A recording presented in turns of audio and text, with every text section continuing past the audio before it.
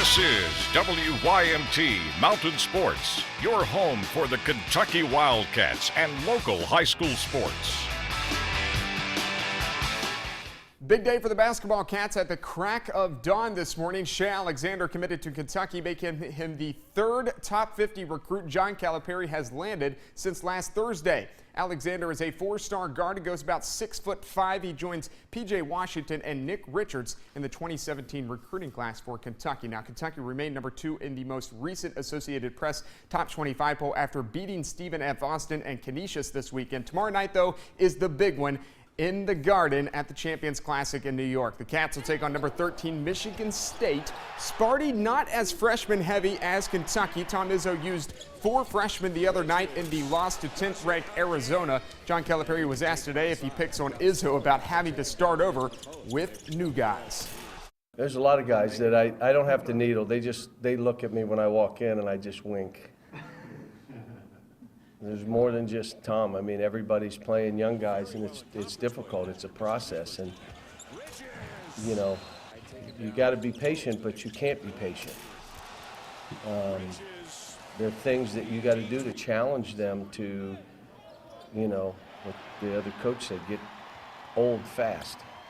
That's hard. All right, the Champions Classic is tomorrow night in Madison Square Garden. Number 2 Kentucky will take on number 13 Michigan State.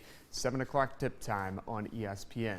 Austin Peay Week is here for the football Cats, and Saturday they will have a chance to become bowl eligible. The Governors have not won a game all season long, 0-10 on the year. Carly Bell is out in Lexington with more.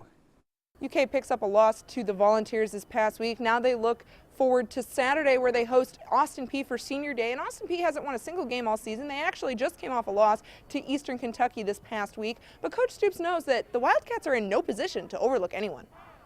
As I've mentioned once, I've mentioned it a bunch of times, that we're in no position to overlook anybody. We're worried about ourselves, and we're about getting better and pushing the program forward. And getting 6 wins and getting to a bowl game, I said it in the summer, and I said it when we were in dire straits. I've made no denying that it's important for us to do that, just for, you know, our players and for the recruiting and for the practices. It is Senior Day on Saturday for the Wildcats, so the 8 seniors for the Kentucky Wildcats will be honored before kickoff, especially John Toth, who Freddie Maggard thinks is one of the best centers that the Wildcats have had in a long time. And we'll hear more about that in Chalk Talk. From Lexington, Carly Bell, WYMT Mountain Sports.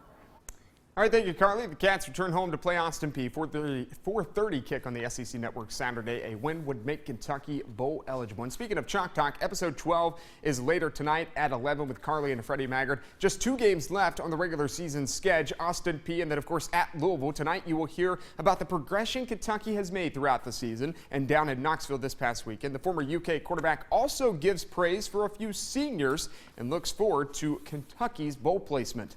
There's a possibility Kentucky could go to Nashville for the Music City, Independence in Shreveport, Liberty in Memphis, and the Birmingham Bowl, which is in Birmingham. So there's opportunities out there. It all shake out after the end of the season in the pecking order, but the strength of Kentucky's bowl placement lies within its fan base, because all the bowl games understands that Kentucky will travel a great deal of fans and has a great support for their football program. All right, a sporadic season for the Phelps Hornets boys basketball team last season. They opened up with a win over Pieris, but won just 5 of their next 29 games. Brody Justice will coach his 2nd season at Phelps. Coach and the players told us they hope their season is much like Phelps football, and that the community will be jacked up despite having a freshman-loaded team this season. Football set by example, like I think basketball should do the same things football did. I think we should get the same support as football did for basketball. Bring everyone out in the community to come support us. It's good having young kids being able to start varsity games and getting experience for them at a young age. Our junior high group from last year, our freshmen coming in, they was one of the top teams in Pike County. So having those, they're an experienced group, and it's a good group for us to have in. Effort, every day. These guys work their hind ends off. They practice just as hard as anybody else does. And I'm excited to see if that practicing hard gets us somewhere this season, and I think it will. Week 12, UPIKE top plate contenders. We start at Leslie County. The Eagles were eliminated by Danville, but this play by Seth Melton to Tyler Dixon is pretty nice. You see Melton, he pump faked, got the corner to bite, and then throws it to Dixon. He gone. Let's go to Corbin for next nominee. First offensive play for the Red Hounds. It's a hook and ladder. Cameron Sizemore to A.J. Moore. He flips it back to Chase Estep. Get off me, bruh. Juke move there, and then he's stepping on into the end zone, and then watch the layup on the field goal post here. That's doing it in style right there. Contender number 3, Dylan Wilson of Whitley County finds Dawson Swain. He's high stepping into the end zone. Now the team the Colonels were playing has a really good receiver too. His name is Jake. He's not from State Farm. That is Jake Johnson.